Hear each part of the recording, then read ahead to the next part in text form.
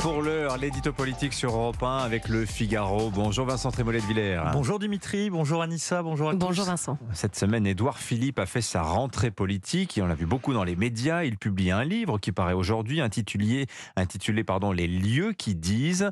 Discours dimanche à Angers aussi. Bref, le maire du Havre est sorti de sa réserve. Oui, il en est sorti, mais sans chercher non plus à saturer l'espace médiatique. Vous remarquerez qu'il n'a pas fait de 20 heures, par exemple, ce moment que les politiques, en général, choisissent pour parler aux Français les yeux dans les yeux, qu'il n'a pas fait non plus de déclarations fracassantes ou de transgressions fondatrices.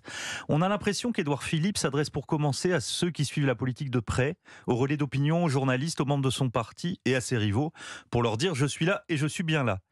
Il le fait aussi en assumant d'évoquer franchement les effets des 2 maladies auto-immunes, maladies sans gravité qu'il a développées. Il le fait avec humour, pudeur et le détachement un peu britannique qui le caractérise. Cette étape lui est certainement très pénible, mais elle est indispensable. Le nouveau Édouard Philippe, façon Yul Brynner, s'installe naturellement dans le décor et l'objectif, c'est que dans 4 ans, s'il se présente à l'élection présidentielle, toute la France ait oublié l'homme à la barbe bicolore.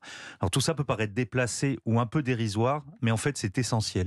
La politique, c'est d'abord un exercice physique, organique. Le corps du roi, ce n'est pas qu'une expression, c'est une réalité. Et le visage d'Édouard Philippe, c'est un élément politique. Alors sur le fond, le pré-candidat, malgré quelques nuances, reste quand même clairement dans la roue d'Emmanuel Macron. C'est vrai qu'avec le président de la République, les points de divergence sont rares. Alors on peut sortir les 80 km/h voulus par Édouard Philippe et le chef de l'État a voulu s'en démarquer. Et puis la retraite à 67 ans que défend le maire du Havre. On ajoutera la remise en question par le même maire du Havre de l'accord franco-algérien de 1968.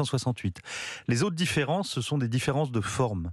Édouard Philippe, il l'a montré durant le Covid, n'aime pas se mettre en scène et surjouer devant les caméras.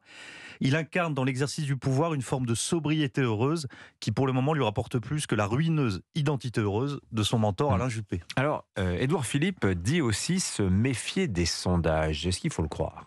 Mais il dit à juste titre que des sondages d'intention de vote, sans connaître les candidats et le climat dans le pays à 4 ans d'un scrutin, ça vaut pas grand-chose. Il a raison, mais même si ça vaut pas grand-chose, il vaut mieux y être haut que bas. C'est sûr. Quant aux sondages de popularité, s'ils ouvraient les portes de l'Élysée, Simone Veil ou Bernard Kouchner s'y seraient installés. Alors, Édouard Philippe sait tout cela.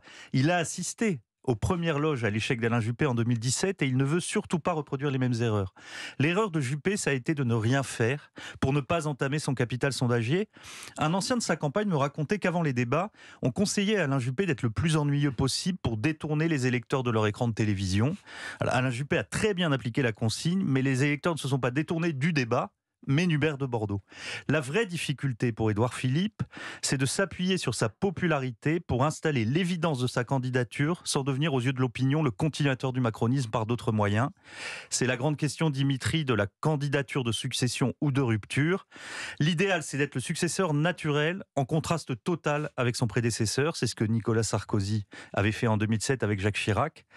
On imagine mal pourtant le maire du Havre dans cet exercice. Le sarkozysme, c'était un art du clivage et le philippisme, c'est la passion du consensus. Et puis quand Sarkozy voulait d'abord séduire le cœur militant de la droite, Édouard Philippe, qui débattra ce week-end à la fête de l'UMA avec Fabien Roussel, donne souvent l'impression de vouloir être l'homme de droite le plus populaire à gauche, comme le voulait un certain Alain Juppé. Oui, l'édito politique sur Europe 1. Merci beaucoup Vincent Trémollet de Villers.